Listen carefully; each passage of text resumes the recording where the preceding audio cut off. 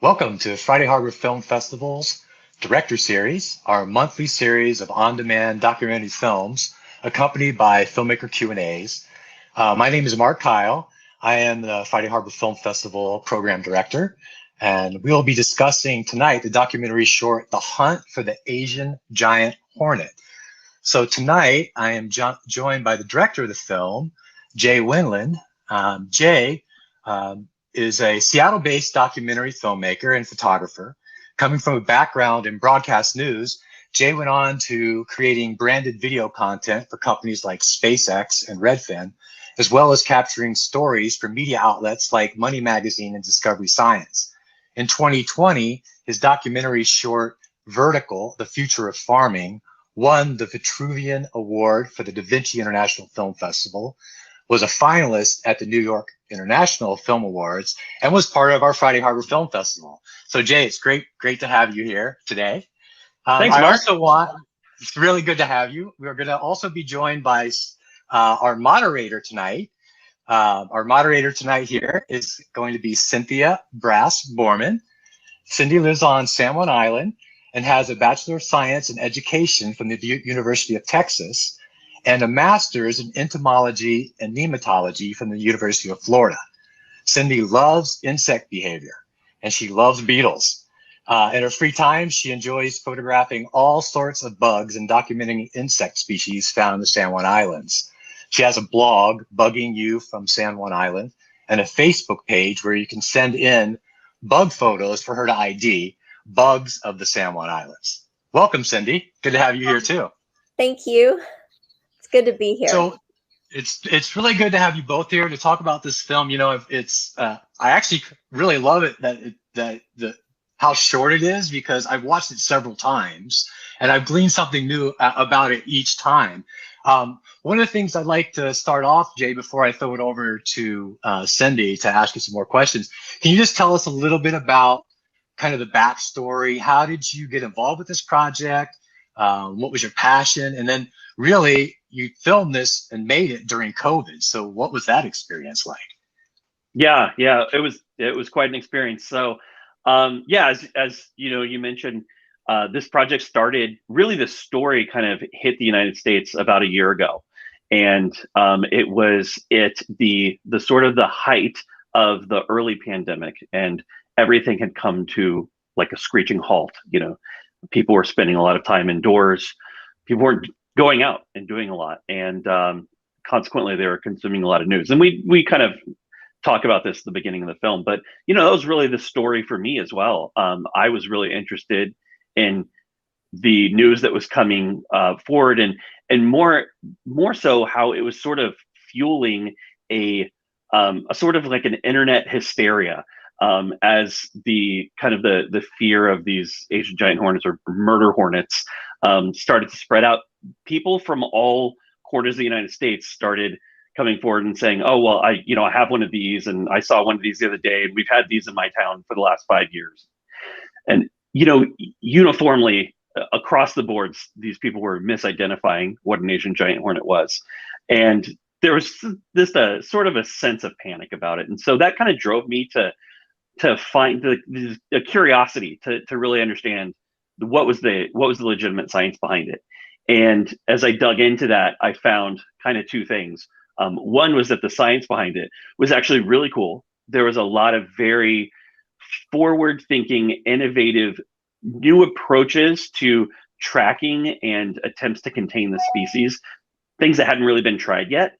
And I thought that was really cool. But then secondly, all of it was happening in Washington State. So it was basically really cool science that was happening right like in our backyard. And so, you know, to me, I just felt like if the story didn't get told while it was happening, it was just going to be, you know, a missed opportunity. So, so I jumped in, and the pandemic aspect of it, yeah, made it really kind of wild. It was actually originally intended, I was going to just do sort of a desktop doc, which is to say I was going to conduct interviews over Zoom and collect footage where we could. But as things progressed throughout the summer, we started to figure out more about what was safe and what was not safe, what was high risk as far as COVID goes.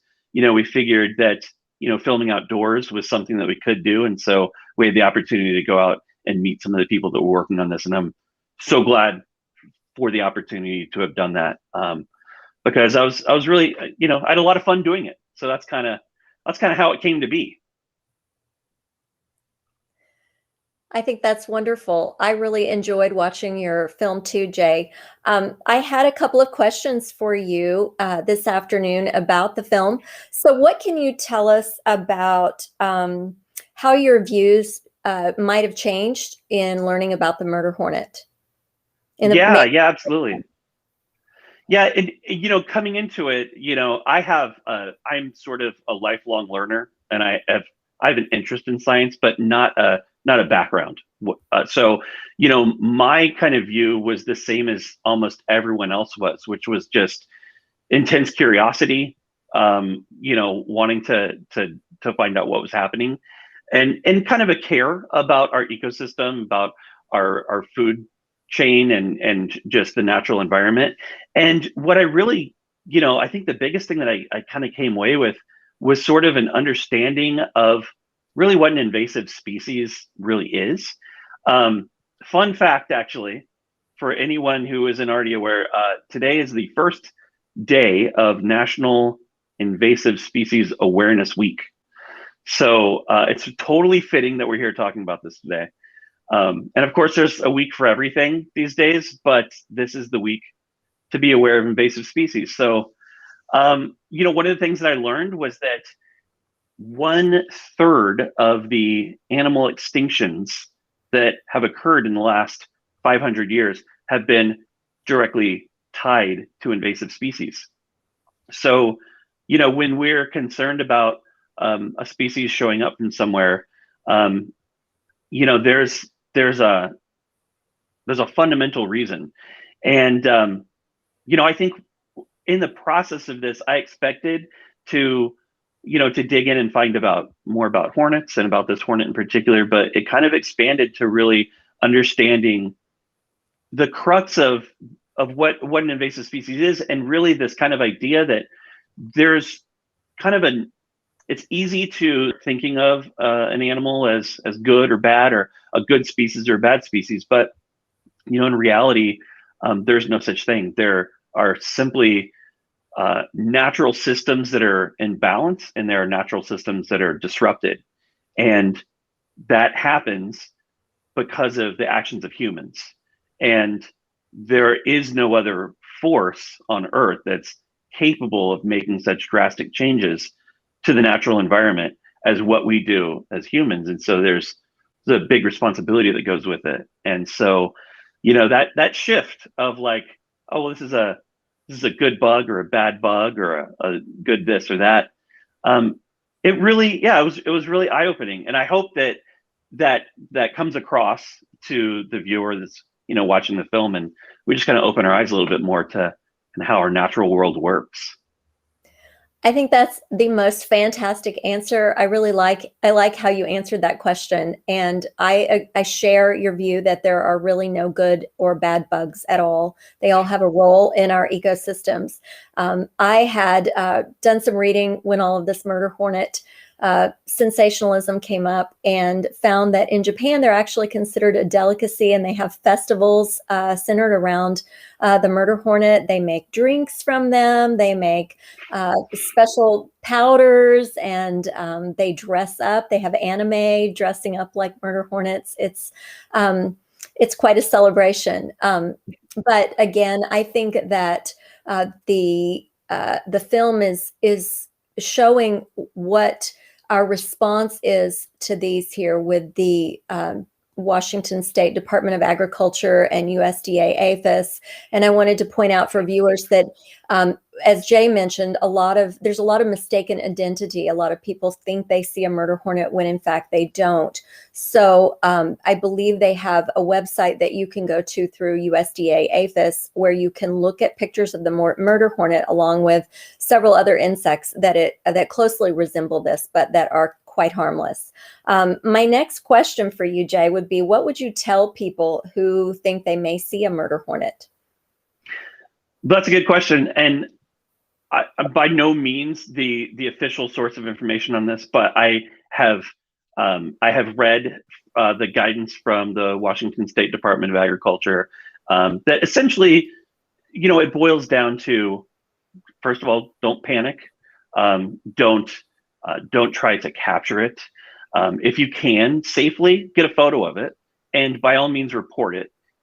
Whether you're in Washington State or in another state, every state has a Department of Agriculture that has a system for reporting these things. And we all have cameras in our pockets these days. So if you can manage to safely get an image of it, that actually does a lot to help researchers find out what's happening with these things. And in a lot of cases, our phones are tagged with GPS information. So where there's one, there's usually a great many more. And that can do a lot. But that's, for me, that's just passing on what I've seen and read from WSDA. And Cindy, I'm sure you have a wealth more of knowledge, more on that topic. Well, I know I get asked a lot of questions often about wasps that we do have here, such as bald-faced hornets, different types of yellow jackets. We have aerial yellow jackets. We have yellow jackets that nest in the soil below ground. We have paper wasp. There's a lot of, and even honeybees and bumblebees. And so what I can tell folks as an entomologist is, when you're going to be recreating outside, think about what you go outside in. You don't want to look like a flower. So I did a little talk the other day, and I came up with the acronym Roy G. Biv from some science class long ago. But basically, you want to wear anything but bright colors. I think green is safe, white, beige, and you don't want to smell like a flower. But avoid especially black, blue, indigo. All of those are really attractive to bees and wasps. So, and when you're eating and drinking outside, make sure that you cover your beverage. We've had people badly stung because a wasp will go down to take a drink of your soda when you're outside, and you take a sip, and you end up in the emergency room. But we can avoid some of these things just by being aware and being knowledgeable, and learning more about bugs will help you, especially if you are fearful about wasps and bees. They do have a lot of benefits, and I was hoping that I can convince Jay to make some more films about wasps, and they're being actually used in medical research to determine whether their venom can be formulated into novel pharmaceutical products such as antibiotics, antivirals. And we are also using wasps now. They've found that certain species can be trained to detect bombs, to detect tuberculosis. They're able to train them. So I think there's some value. We just have to look a little bit further for it. Maybe we could have the murder hornets become our national army. I don't know. So one more question I had was, is there anything in the film that would inspire you to create another film or expand on the topic, or what are your future plans for a film down the road? What's next up? Yeah, that's a great question. I don't have a project currently going that I can point to really specifically, but I can say that, on the heels of these last two short documentaries, I think one thing that's kind of crystallized for me is that, a theme to what I like to do is I love to tell stories of innovation and advances in what people are doing in and around our natural environment through science, but also really telling the human story to those. And there's a long list of really cool things that people are doing, and particularly younger people in science and technology fields that are going to make a tangible difference on our future generations. And most people don't know about them yet. And so there's no shortage of these stories. And so there's definitely going to be more to come from me. I really look forward to that. I'm sure the rest of us will too. And thank you so much for being with us this afternoon. It was very nice to meet you, and I really enjoyed your film. Yeah, absolutely.